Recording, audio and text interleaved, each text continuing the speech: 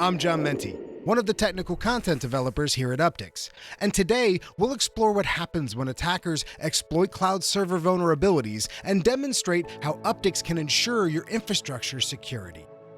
In this demonstration, the protect capabilities of Uptycs have been enabled. We're going to dive into a real-world attack scenario.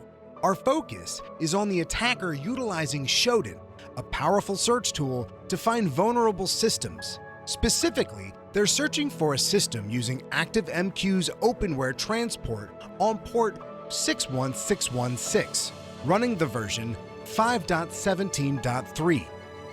From the list of Shodan's results, the attacker picks a server and tries to initiate a port scan on the chosen IP address. The command scans the top 9,000 ports of the target IP address without performing a ping sweep to check for live hosts.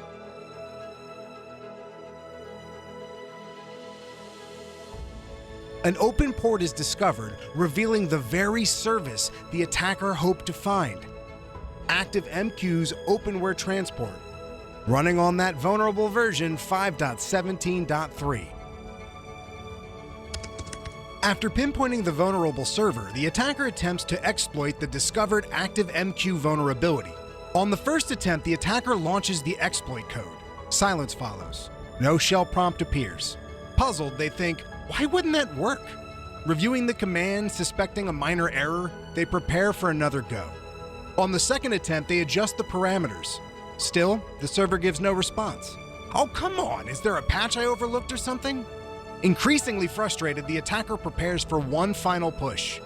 With determination, they make a last attempt. As before, nothing happens. After a pause, the attacker admits defeat. It's too secure. Time to find an easier target. Now let's see how Uptycs shielded our system.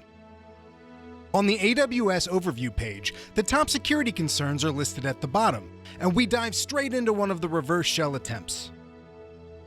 It's here on the risk details page where we begin to unravel the attacker's intent.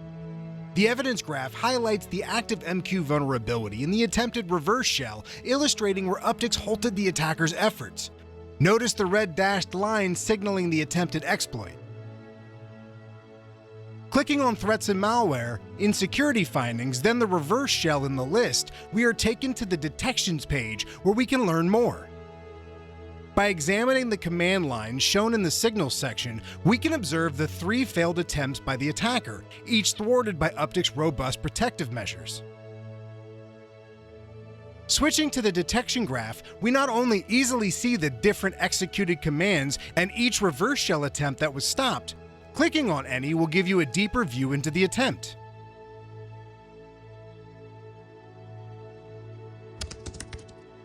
If further investigation was necessary, here's what you might find. Addressing identity misconfigurations is crucial. If exploited, these settings could allow attackers to not just escalate privileges, but access and exfiltrate sensitive data, potentially impacting other network areas. Here we take a closer look at the overly permissive role and the policy details. The recommended policies used are highlighted in green, proactively reducing potential attack vectors. Imagine the consequences had the attacker been successful. They could have exploited this overly permissive role to extract critical data from our storage buckets, implicating a wide range of services. To quarantine the host, navigate to the Threats and Malware section in Risk Details and locate the specific detection related to the reverse shell attempt. By selecting this alert and going to the Detection page, simply click on the Actions menu next to the detection and select Quarantine Host. This step effectively isolates the host, preventing any further unauthorized activity and safeguarding the network while our security team conducts a thorough review. Thanks for joining us. With Uptycs, you're not just detecting threats, you're preemptively stopping them. For a comparison, check out our other video where Uptycs Protect capabilities are disabled, illustrating the potential impact without our intervention.